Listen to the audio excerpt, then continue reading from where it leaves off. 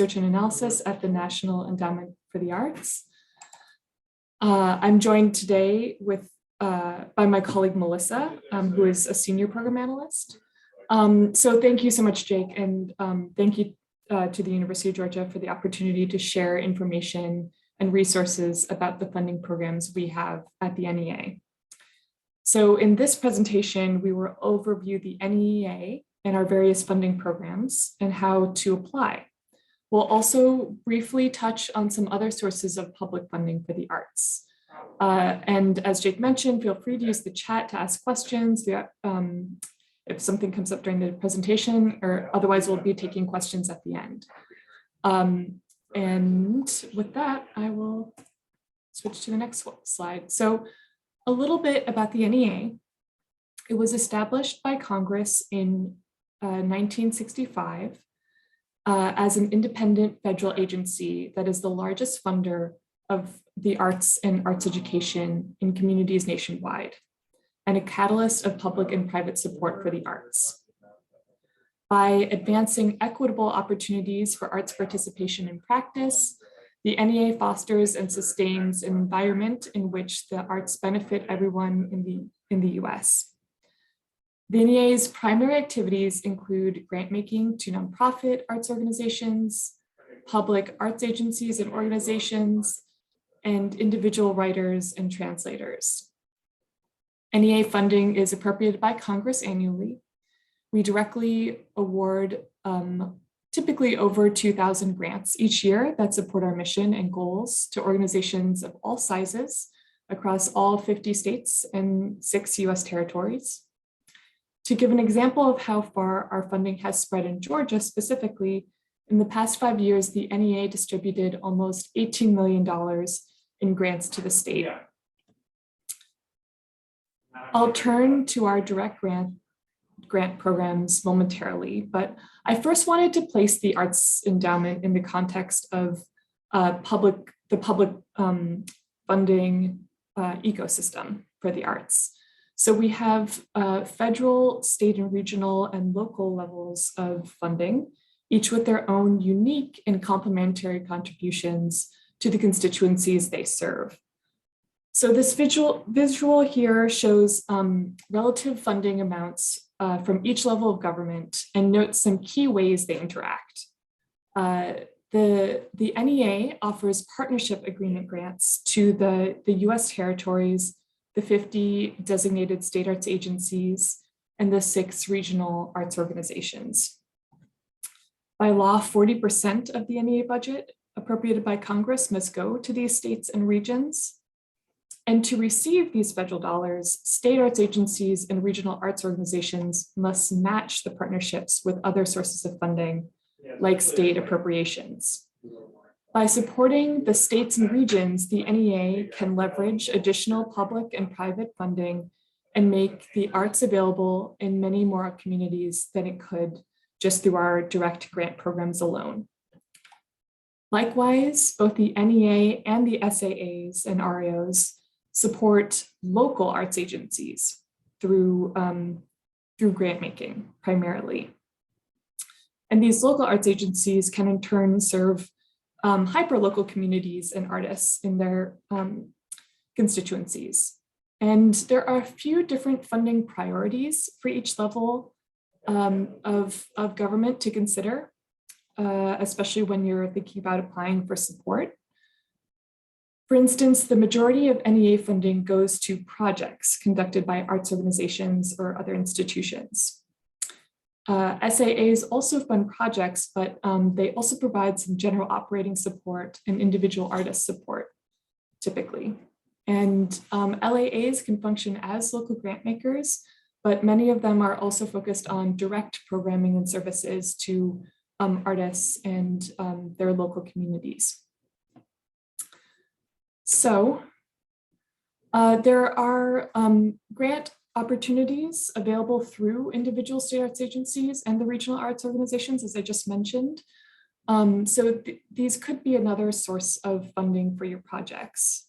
For the state of Georgia, for example, your state arts agency is the Georgia Council for the Arts. and your regional arts organization is South Arts. You can find more information in the impact section of our website that is listed on this slide. And you can go to our website under the impact section, and it'll be under a state profile for Georgia. And then on the local arts agency side, I just know that Arts Georgia, which is a state organization that you have, a state nonprofit, I believe, has a directory of local arts agencies in the area. So just worth a gander.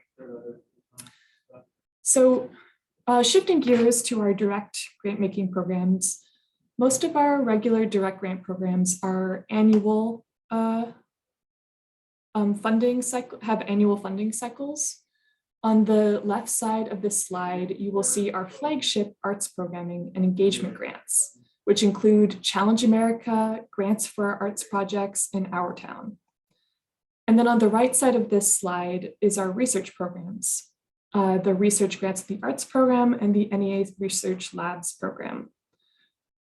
I'll explain a little bit more about what each of these programs are in a moment, though I wanted to first point out that all of our available grants and their associated guidelines can be found on our website. Again, on the slide, it's www.arts.gov/grants. Here is a pie chart of our funding allocations from a previous fiscal year and across the 5 programs I overviewed in the last slide. So overall, we awarded about $57 million in awards, with most of our funding going to grants for arts projects. The amount of funding that is available and the funding caps for each award is important for you to consider as you think about your project, the level of competition you might face, and how best to right-size your applications to the award mechanism you choose to apply to. First, I'll go into detail about the arts projects programs before turning it over to Melissa, who will cover the research awards programs. These funding opportunities occur each year for organizations, Challenge America, grants for arts projects in our town. Generally, these 3 programs, for these 3 programs, your institution can submit 1 application per year per organization, just to be aware. There are certain requirements you must meet in order to be eligible to apply for our art project-based funding opportunities. You have to be a nonprofit at the time of application. Other eligible organizations are units of state and local government or federally recognized tribal communities or tribes. Many colleges and universities are eligible given that they fall under one of these categories. For example, the University of Georgia, as you know, is a state-run university, so it is eligible for funding from the NEA. You must have a 3-year history of arts programming. You must be in compliance with reporting requirements for previous NEA awards, and you must provide a 1-to-1 cost share or match of non-federal funds. The match can be achieved in a variety of ways, such as staff salary, in-kind donations of space, donated supplies, etc. And the match can be a combination of these things. The matching requirement is something important to keep in mind for NEA funding broadly. We want to see investment and commitment from the applicant organization itself and or other entities involved in the project, which can show the value and importance of the work that you want to do. Basically, for every dollar we make in an award, we want to see a return of investment of at least $1. Challenge America primarily supports small organizations to extend the reach of the arts to populations that are underserved. All grants must address how their organization or audience has been underserved. This is defined by our legislation and agency policy and refers to those whose opportunities to experience the arts are limited by geography, ethnicity, economics, or disability. All awards are $10,000 and require a 1-to-1 match. This program includes an abbreviated application and robust technical assistance. The deadline is typically April each year if you want to apply. So the NEA's largest funding stream is grants for arts projects. Applications are submitted to one of 15 artistic disciplines, either in February or July each year. So there are 2 deadlines for this program. And I'm just going to show you the 15 artistic disciplines here. I'm not going to read them all aloud, but guidelines for each specific discipline are posted on our website. For a project, you would choose the appropriate artistic discipline based on the content of your project and follow the guidelines and application instructions for that specific discipline. So back again. February and July deadlines annually. Funding is available for all stages of the artistic process. That can include creation, presentation, exhibition, arts education and enrichment, and other services to the field like conferences or professional development trainings, that sort of thing. Awards range from $10,000 to $100,000, and the project timeline can be for up to 2 years of work. So then we get to Our Town. Our Town program provides support for creative placemaking projects. And what do we mean by creative placemaking? The most simple definition is about strengthening local communities through arts and culture. Creative placemaking is when arts, culture, and design activities are deliberately integrated into efforts that strengthen communities. Successful Our Town projects ultimately lay the groundwork for systemic changes that sustain the integration of arts, culture, and design into local strategies. There are some additional requirements for the Our Town program. Eligibility, for instance, does require a partnership between a nonprofit and local government. Grants range from $25,000 to $150,000 with a 1-to-1 required match. The deadline every year is typically in August. And now that I've shared some information about our program supporting arts projects, I'll now turn things over to Melissa to talk about our research awards. Great, thank you so much, Patricia. Okay, so in addition to our arts project funding, where the focus of the project is providing arts engagement and creation opportunities to the public, we do also have 2 separate funding mechanisms for research specifically, where the focus of the project is on conducting research or studies on the value or the impact of the arts for individuals and societies. Generally, you can submit more than 1 application per year per organization. And Patricia, I think you've moved forward a little bit. I think we're on, yeah, there we go. So generally, you can submit more than 1 application per year per organization under these 2 research programs, though your institution can only receive up to 1 award across the 2 programs per year. Also note that you can apply to these programs in addition to the other arts project programs like Challenge America, Grants for Arts Projects, and Our Town, as Patricia described. And just for reference, I'm the primary contact along with Patricia here for these 2 research programs. And so we'll spend a little bit more time on some of these. Next slide, please. Thank you. So I think it's helpful to think about the research programs in the context of the Arts Endowment, but then also in the context of the Research and Analysis Office. So we recently released our new research agenda, a 5-year research agenda that outlines the key research topics that will guide our work in grant making for the next 5 years. For the present research agenda, the agency will rely more heavily on more heavily than in the past on these 2 award mechanisms. So that's research grants in the arts and NEA research labs. And for the design and conduct of studies addressing priority research topics through the social and behavioral sciences. We're interested in research that focuses on understanding the value and the impact of the arts. And some of the broad questions we have are the measurable impacts of the arts on individuals, communities, and the economy, for example.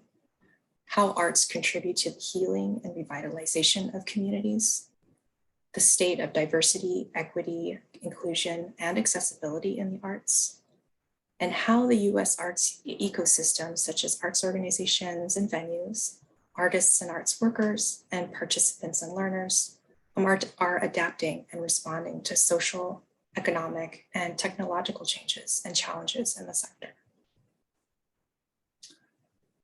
So for example, we're interested in the health benefits of the arts, such as how arts participation may influence or be associated with neurological, emotional, social, cognitive, and physical well-being. We're also interested in the economic value of the arts, such as how arts education, or as well as how arts education is associated with academic achievement, among other areas. So it might be helpful to know that our work and the research we support through our funding programs come from a variety of sectors beyond the arts sector, such as economics, medicine and health, education, psychology, arts management, community planning, etc. And we support a variety of research methods in these different sectors, including qualitative, quantitative, and mixed method designs, as well as community-based participatory research methods, quasi-experimental and experimental designs, case studies, and single group designs, to name a few. Some investigators successfully have used NEA funding as seed funding to support pilot or feasibility studies in order to get funding from larger funding agencies with higher funding caps, like the National Institutes of Health and the National Science Foundation. So within the NEA funding sphere, though, your choice of which research funding mechanism to apply to can be important to your application success. So let's take a closer look at those programs to get a better sense of what we're looking for. To begin with, let's overview the Research Grants in the Arts program. This program funds research studies specifically, and this can encompass a wide range of areas that focus on the value and or impact of the arts for individuals and communities. A couple of topic areas that we've kind of mentioned over the presentation are also included here, so you can see that. Next slide, please. Thank you. And so moreover, with these guidelines, as I had mentioned regarding the research agenda, the new research agenda, we do have a couple of new topic areas that we're interested in. And these are the three new topic areas, which we discussed earlier. So the arts role in healing and revitalization of communities, DEIA issues, and the evolving arts ecology. So you can propose either primary data collection and analysis projects or analysis projects where you're not using funding to support data collection, or a combination of both. The key is that any research studies that are conducted under Research Grants in the Arts Awards must include some sort of data analysis activities. And so we will not fund projects where the focus is exclusively on data acquisition. Primary data collection projects must include a plan to ensure fidelity of the data collection and program or therapy implementation through routine monitoring and oversight. Okay, so in terms of eligibility for this particular program, it's one of three types, and this is very similar to what Patricia had covered for the Grants for Arts Projects program. You need to be a 501c3 status US organization, units of state or local government, or a federally recognized tribe or tribal community. And this can include, but is not limited to, colleges and universities. You can submit more than one application under this program each year, as long as the projects are distinctly different. And so you can also apply to other NEA funding opportunities as well. Again, the projects must be distinctly different. We do have some limitations regarding how many awards an organization can receive, as I mentioned before. up to 1 for this particular program, and then up to 1 across this program and the research labs program, which I'll talk about in a moment. So research grants in the arts funding requests can range from $10,000 to $100,000, and it does require the non-federal one-to-one match. So if you request, for example, $50,000, you must show another $50,000 in a match from non-federal sources. Another research program we have is the NEA Research Labs program, where we support transdisciplinary research partnerships to engage in a research agenda.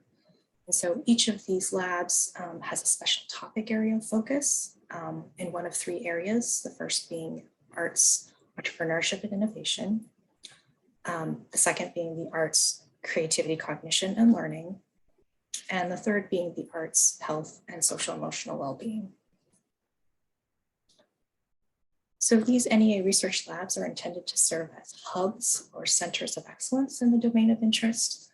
As a result, they're required to complete a number of activities under their lab. So they're not just doing research, but they're developing a research agenda, conducting a keystone study or several studies, producing research reports, and disseminating products, data, tools, or services for the public to researchers and also practitioners. Here, there is a limited eligibility list compared to the Research Grants in the Arts program. U.S. institutions of higher education are eligible to apply, as well as specific types of nonprofit tax-exempt 501c3 status organizations. These nonprofit organizations have to have a 3-year history of involvement in behavioral or social science research and communicating findings of that research. So unique to this particular program is that eligible applicants are those that have never received an NEA Research Lab Award before. Our lab awardees are listed on our website, but for your reference, the University of Georgia has not received an NEA Research Lab Award yet, and so you guys are eligible to apply. There are additional application requirements to consider. So this particular program requires a partnership that involves multiple organizations. Partnering organizations do not need to meet the same eligibility requirements as the official applicant organization, but at least one of those partnering organizations needs to be a nonprofit arts organization. In addition, the project team must be interdisciplinary and include members from 2 or more research specialties. You can submit more than 1 application under this program per year, as long as the projects are distinctly different. And again, you can apply to other programs as well here at the Arts Endowment. Again, distinctly different projects. And as I noted before, there's a limitation on how many awards you could receive in one particular year across the 2 research programs. For this particular program, you can request awards between $100,000 and $200,000. But this does require still the one-to-one match for non-federal sources. The initial award is expected to cover a 12-month to 24-month period, so that's 1 to 2 years. And NEA Research Labs also allows for non-competitive subsequent awards of up to 4 times. So theoretically, you could be supported by the Arts Endowment for 10 years, which is, I think, a pretty enticing draw. More detail about renewal options as well as other technical requirements and activities can be found in our guidelines. So to recap, here are the 5 funding programs that the NEA has to offer with their general deadlines.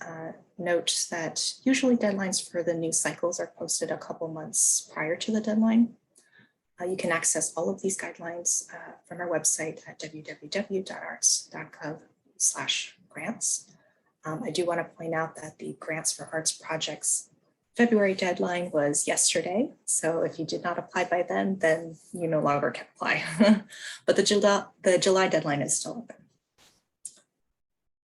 Okay, so now that we know a little bit more about the programs we offer, I'd like to share some details about the mechanics of applying.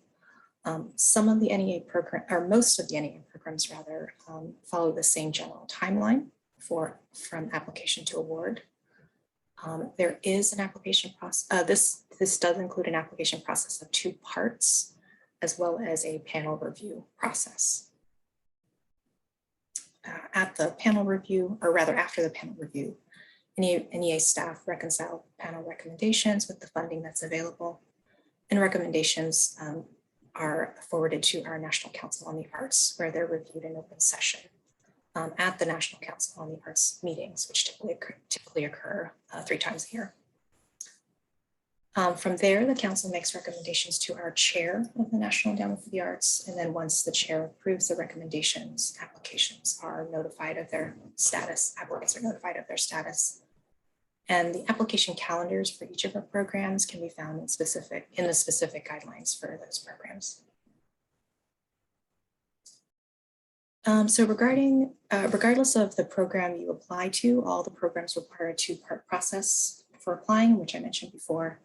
Part 1 is where you'll work with 2 federal grant systems. This is System for Award Management, or SAM, and grants.gov. You'll need up-to-date registrations and correct permissions through those systems to apply.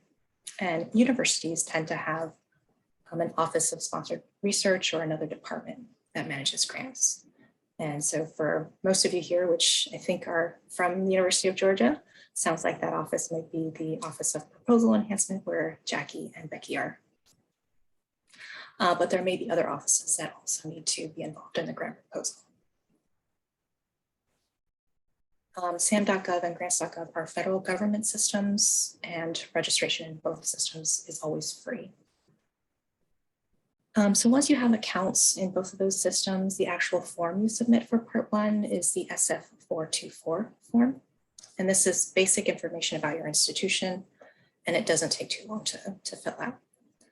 You aren't required to submit any specific details about your project in this step. It's really just a letter of intent, if you will.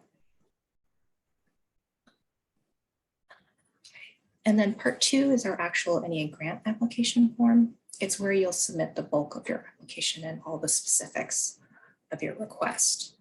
You'll put together university information, the proposed budget, artistic programming and or operating history, and basically your project. This form is submitted through our own NEA online platform, which is called the Applicant Portal.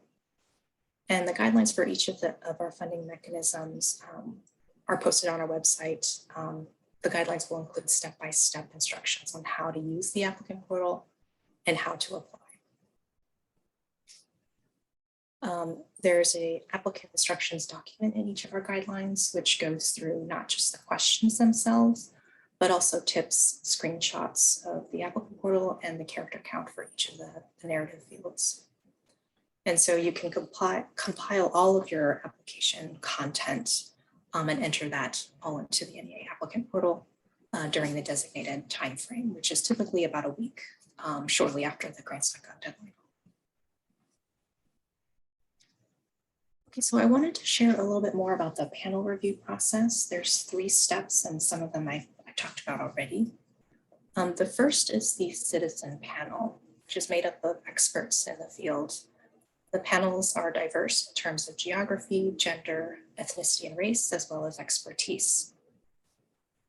Typically, there are 4 to 6 people on each panel, including at least 1 lay person. And each panel typically has between 20 to 40 applications that are under review, depending on the program, with about a 5-week turnaround for the review process.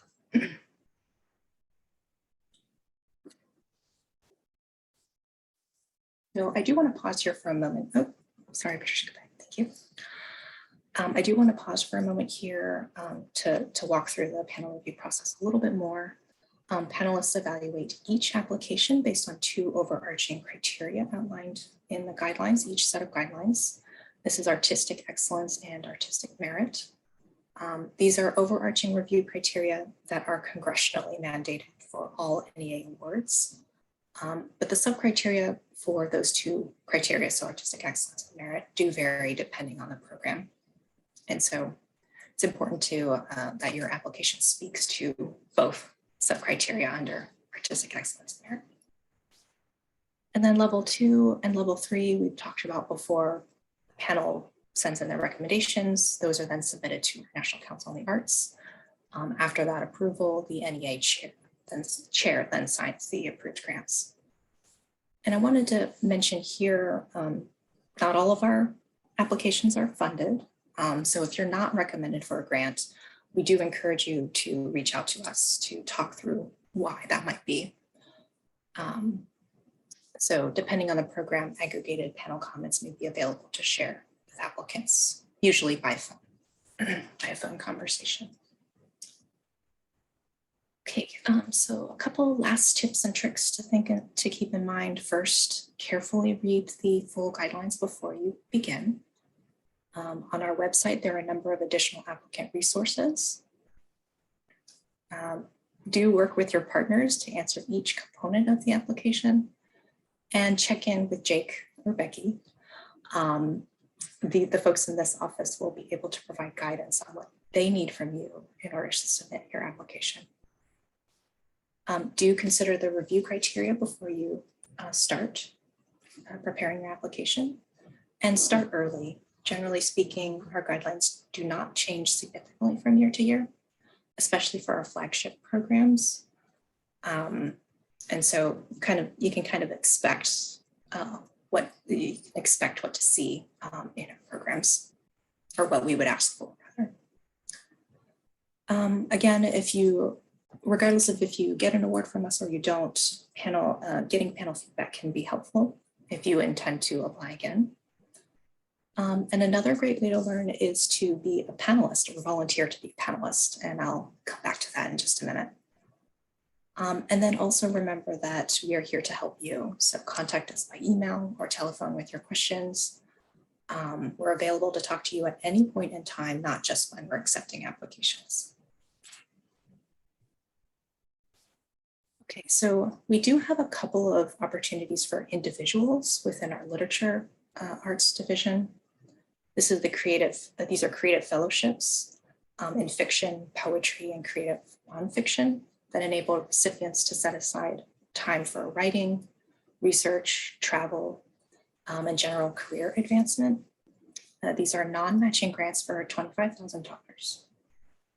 We also have translation projects that enable recipients to translate work from other languages into English.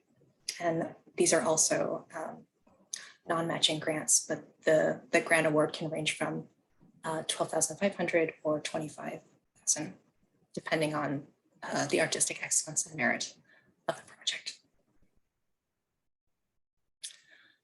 Okay, so we are looking for fresh new voices to bring to our panel process. As I mentioned before, it's a great way to connect with us, but also learn what the process looks like from the other side. We've been told that it's a great professional development opportunity. If you're interested, there's a link on this slide. I can also put it in the chat where you can sign up to put your name in.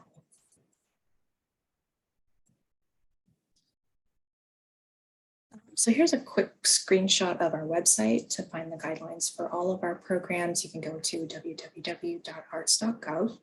And in the top right menu, if you click grants from the tabs shown there, it'll take you to all of our grant opportunities. And then each of those links will bring you to the actual guidelines for those programs. And additional special opportunities sometimes can be posted here as they arise. So here's our direct contact information. Feel free to reach out if you have follow-up questions or concerns about the research program specifically. So that would go to nearesearchgrants@arts.gov. But for all other programs, each set of guidelines will include contact information for the program staff that handle those programs. So feel free to reach out to them if you have questions that either we can't answer during this meeting, or that you happen to think of afterwards. Yeah, so that's our presentation. We're happy to answer any questions, engage in discussion, anything at all.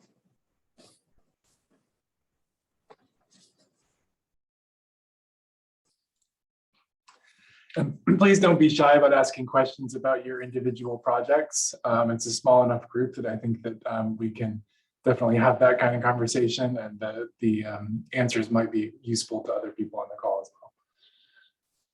I can go first if you like. Hello, my name is Chandra Mcdonald, and I am a teacher in the grad program, the film students at Trilla Studios. I'm also a filmmaker. And so my question has to do with, I have two questions. For one, I have a question about the $25,000 grant for literature. Do you have one for screenwriting? Is my first question. And then the second question I had to do with films in general. Which category would you think is a good category for a filmmaker? And is there a matching consideration to that? Meaning you have to find an investor to match what you're raising. If you give any insight, I've always wanted to apply for an NEHA grant, but just not understood exactly how filmmakers can benefit. Thank you. So this is the time where I get to punt things to our NEA staff that are not on the call or on this meeting.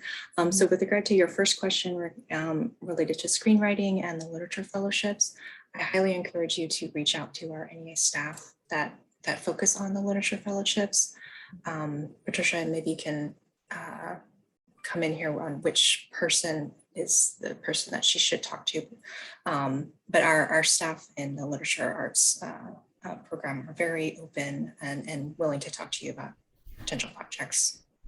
Would that be the same for dramatic literature, for theatrical scripts? Yes, I would assume so. If you're talking about creative writing and basically support for an author to create some sort of fiction, nonfiction, what have you. Again, I don't know whether there's a distinction between screenwriting or not. So that's something that I would encourage you to talk with our NEA staff about. And then with regard to the other question related to filmmaking, I encourage you to reach out to our media arts staff specifically. Okay. They'll be the best resource for you to talk through the types of projects that you're thinking about.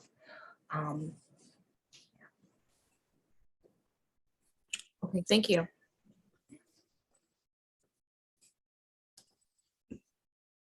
Thanks. And I was just searching for the media arts email as well. I'm going to put the Grants for Arts Projects staff contact page in the chat so that it'll have all of the contact information for all of our different disciplines there. Perfect, thanks.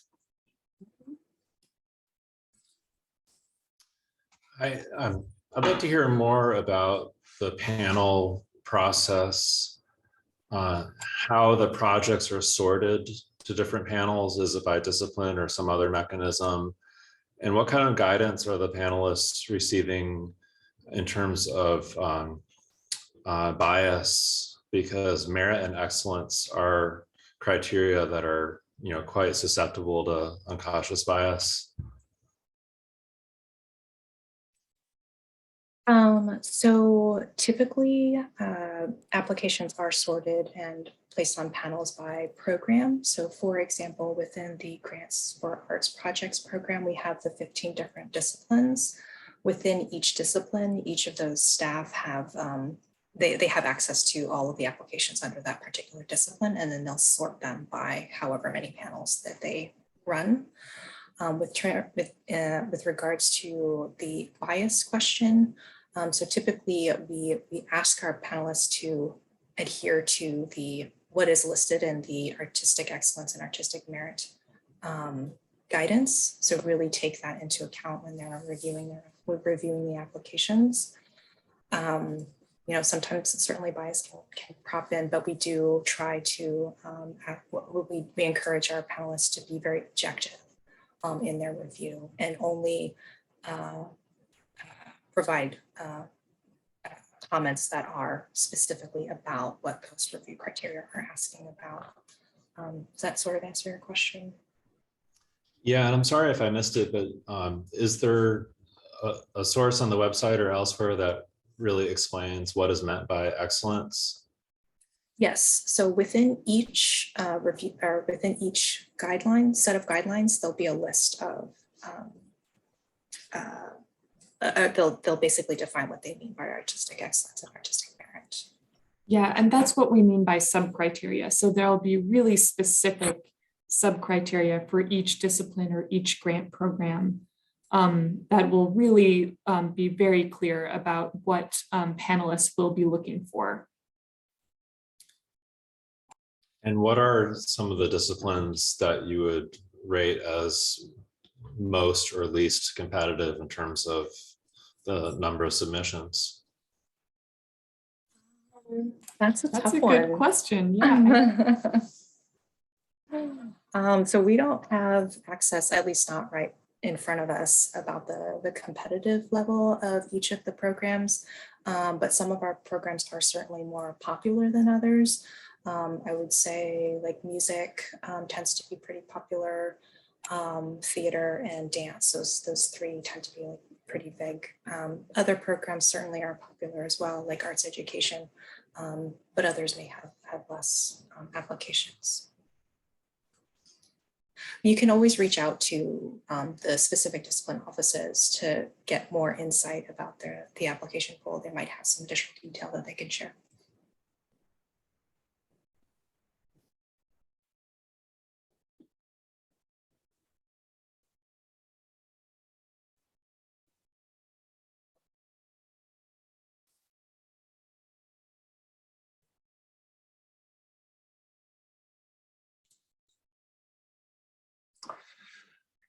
So just to get the lay of the land, so the research for arts, or the research labs, those are not limited in the number you can submit from an institution, but most of the other programs are, right? Oh, I just put myself on mute.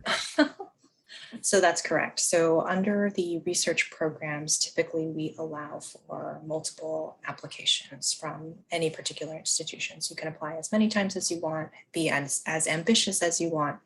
But the big caveat here is that if we do support a project at your institution, we would only support up to one. And so there is, wherever you want to do the competition, whether it's internal or at the NEA level, that's up to your institution.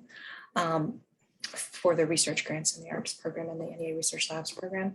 But for all other programs, so this would be grants for arts projects, Our Town, and Challenge America, I believe those are all limited submissions where in some cases you can only apply once per year.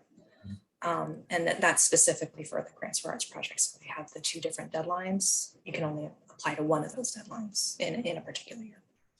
So just so that our faculty who are on the call know, so basically all NEA projects would go through our limited submissions process, which is just the way we manage those internal competitions for limited submission programs where we get more than one application. So I think all of the NEA regular programs are on the schedule for limited submissions.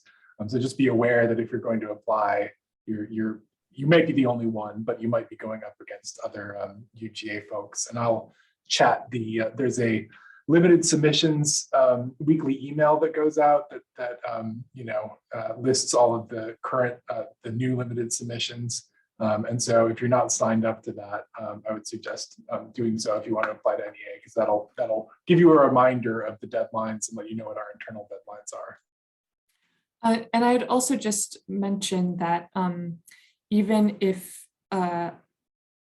there is a different applying institution, you can still partner with that institution. So let's say there are multiple projects coming forward and only one gets selected from University of Georgia.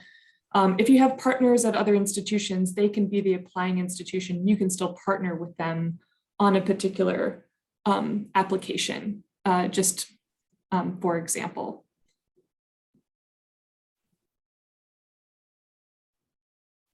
This is a question maybe for Jake as well, but I think an obstacle in the past is the perception that to apply for an NEA grant, you need to come up with half the funding on your own. And I was wondering if you all could speak about some of the strategies that we can use at UGA to work that match.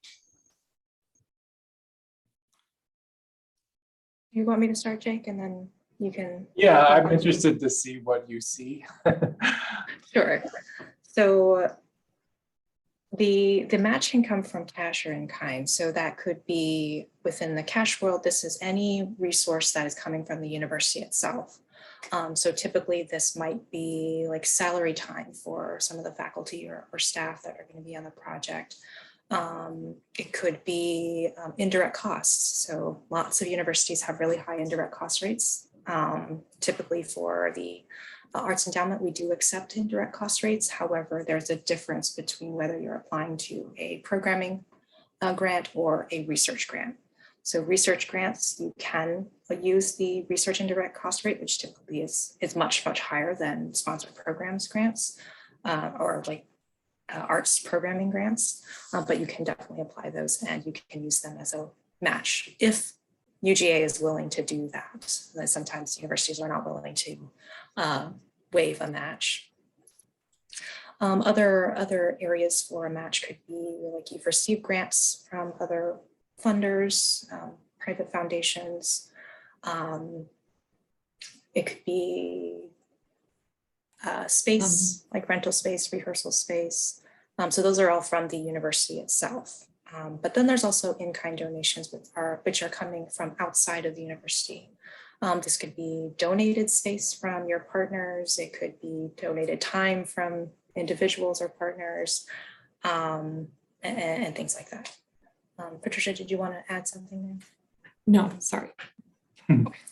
Okay, so then that's pretty much what I would say. Just for some UGA specific stuff, salary is by far the best way to come up with that match. And if you're using the full indirect cost rate on the items that you're requesting from NEA, then there might be cases where you're not using the full rate and then you can use the difference as cost share, but you can also use the indirect costs on UGA's contributions. So you can include the indirect costs on those salaries that you're already including as match.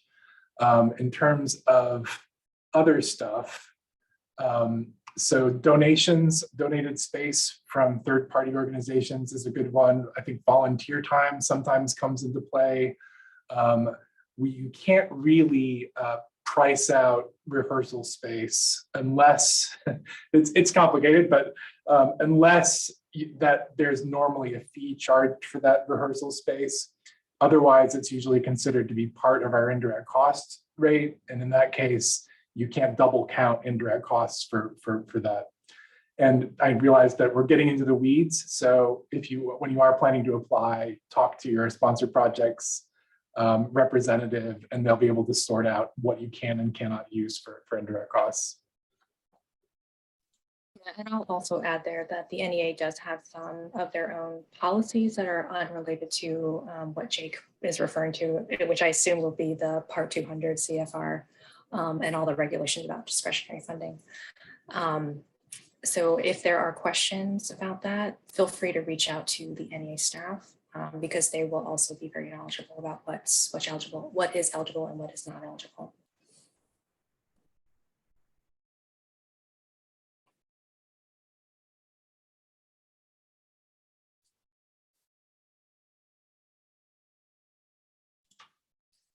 So I was wondering actually if I could get an idea of where you all are coming from. Like, is there any particular programs that you're more interested in, or is it just kind of general? Is it more like we want to learn what's available?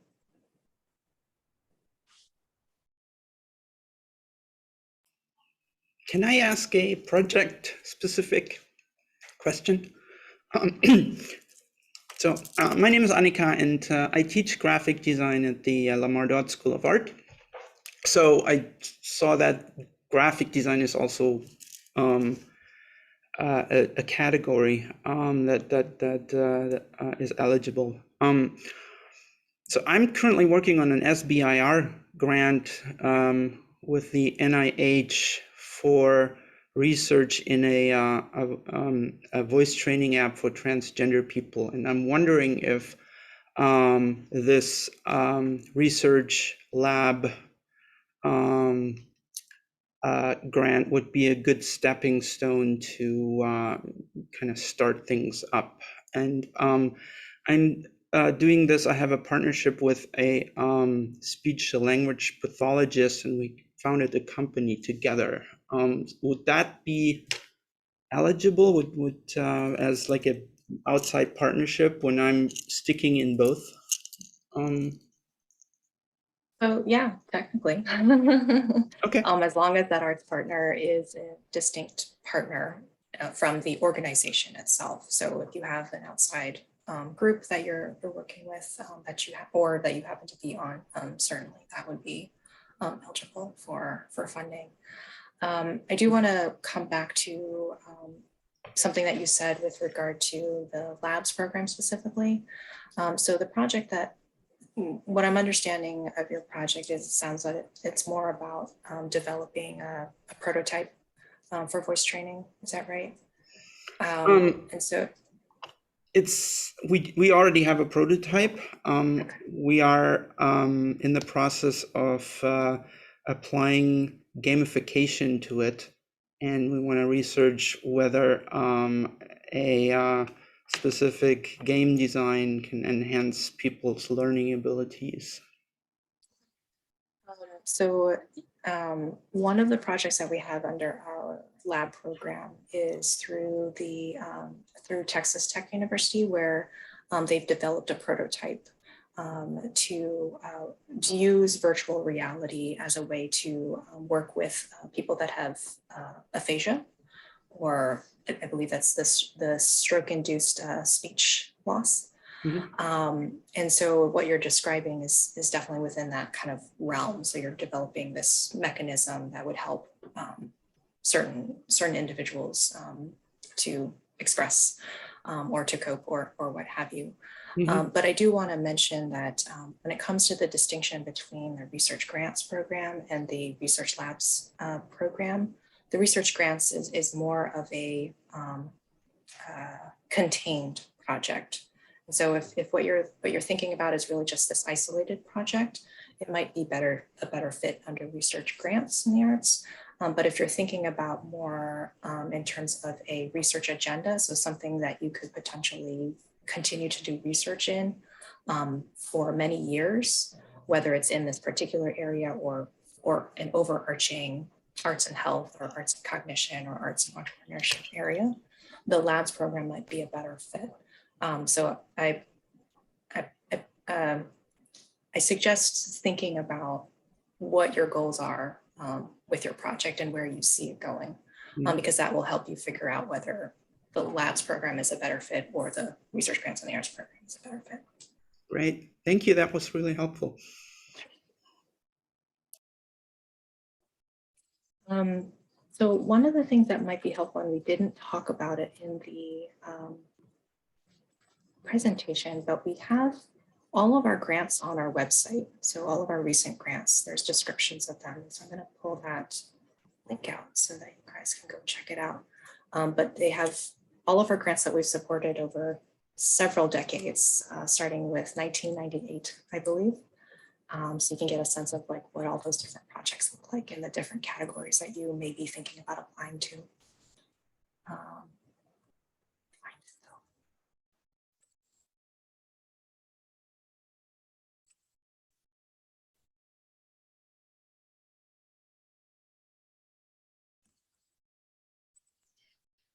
I've got a question about kind of deciding whether or not my project is a good fit for the NEA or the NEH. It's a film project on on Rachel Carson. Yeah, I'm just not sure. And what would how would I decide? Like what does the home discipline matter more? Does the training matter more, or does the work itself, or maybe kind of the lens one's taking on the subject? that make sense? Sure. So what I'm going to do is send you, and because film has come up a couple of times now, I'm going to put in the chat the link to the media arts program specifically, because there I think would be the closest match to any projects that are focusing on film or media. And so here, if you look at the types of projects that they support artistic and professional development opportunities. They support opportunities for public experience. So that would be to deepen appreciation for and experience historical or contemporary film and media arts works in person, online, or on TV or radio, etc. The creation of festivals, curated events, presentations, etc. So those are the main types of media arts projects that we support under that program, and I think that would be the best fit. So my best advice would be to reach out to the media arts staff to really talk with them about your project, to see if it's a good fit with the NEA Media Arts, and then also have a conversation with NEH. And I heard from Jake earlier that NEH is coming next week, or something like that. So tune into that meeting so that you can ask this exact question to them as well. Thanks.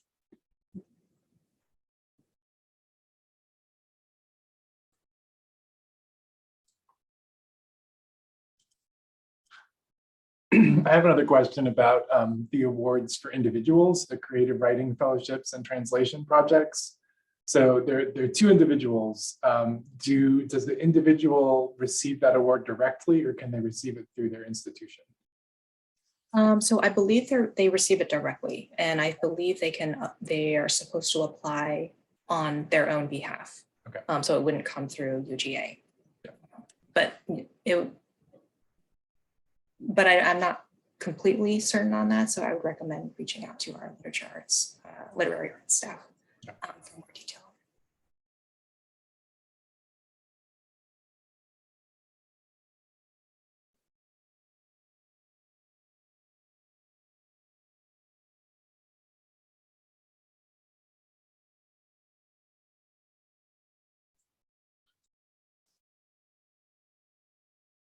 Are there any more questions from the group? Or other disciplines perhaps that you're interested in?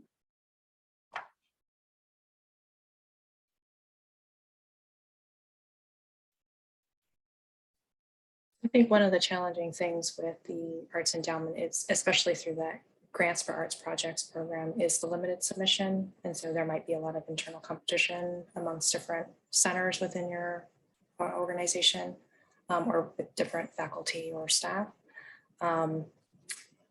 We didn't talk about this in the presentation, but there is some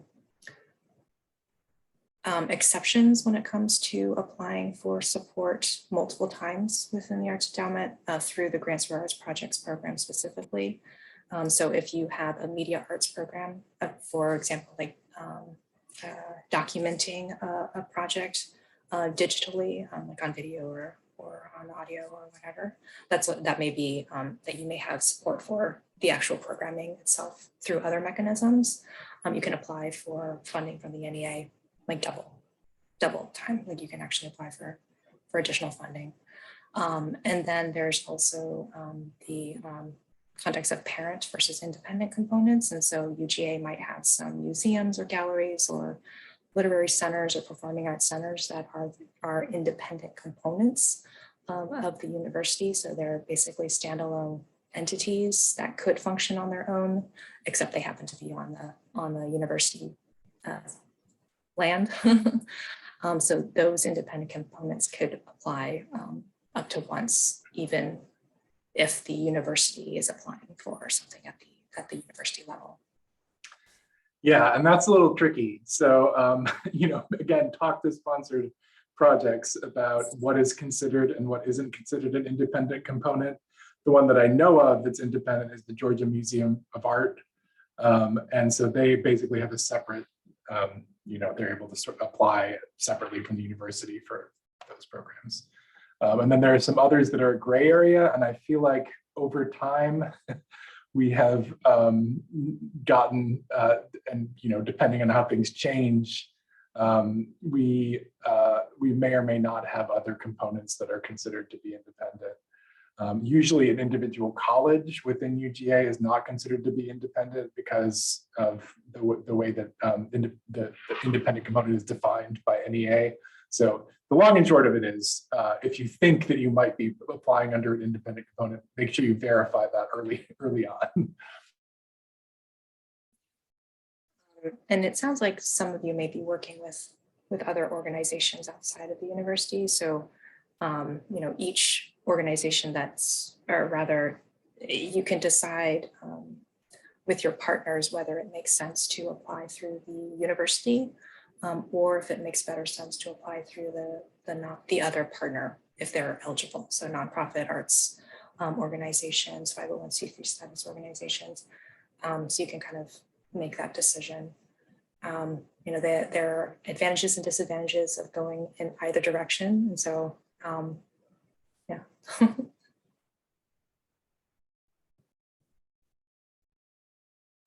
Does the partner organization also have to be nonprofit, or can that be a for-profit company?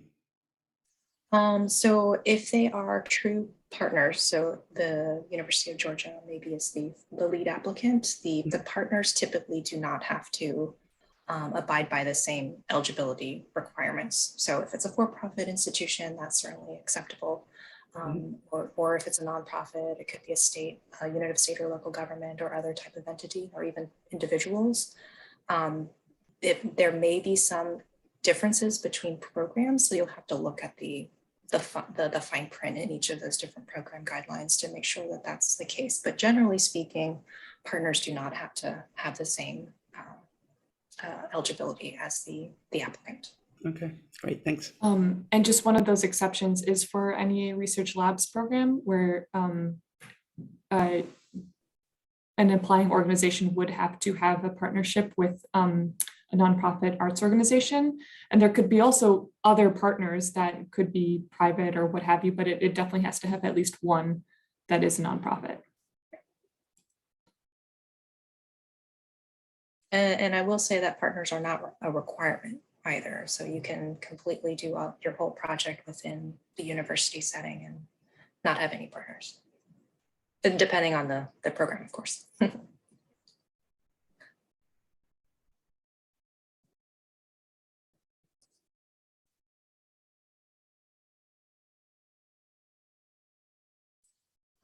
I do also want to come back to something that Patricia had mentioned in her presentation early on, and that's specifically the state arts agencies and regional arts organizations. So sometimes they also have funding mechanisms there, and they may have different requirements or different limitations or exceptions too. So a lot of state arts agencies, for example, support individual artists, where we are not really allowed to do that because Congress has said that we are not allowed to do that.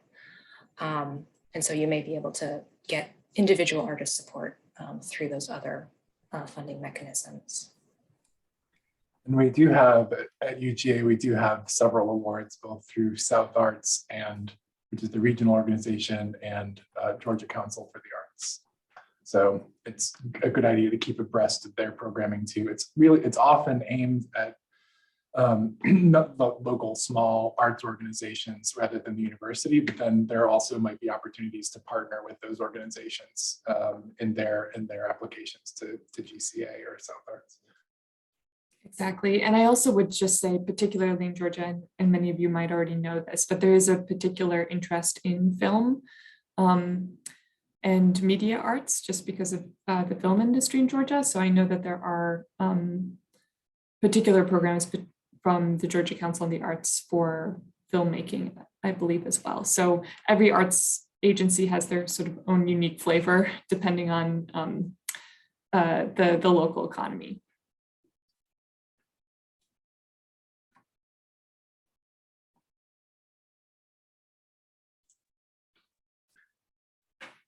Any other questions? I realize it's slightly risky to schedule a late afternoon Friday session, but it's also when people are the most available. So Well, even if you think of a lot of questions later, again, we are always available by email. And we also can talk one-on-one if you have a particular project idea and need some help understanding, our guidelines. We're available. That's awesome. And we've also recorded this session. We'll be posting it on our brand new YouTube channel for proposal enhancements. Melissa and Patricia have also agreed to share their slides so we can put those up on our website so you can have those for reference later. And again, if you're interested in developing an NEA application, talk to us, talk to sponsored projects, and we can help navigate that process. I realize that it's not if you're a geneticist, you might submit 3 NIH proposals a year for 20 years. If you're in the arts, the opportunities are a little more limited, so your experience is also more limited. But we're here to help.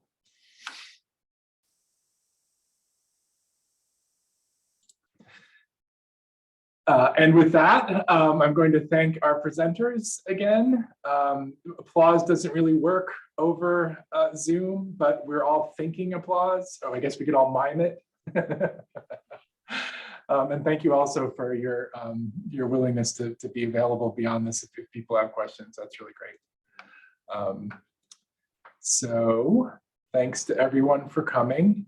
For those of you who are also who are doubling up with the NEH session exactly a week from today, we'll see you there. If you haven't signed up for it and you want to, it's the same link as the other one, or you can just email me. It doesn't really matter.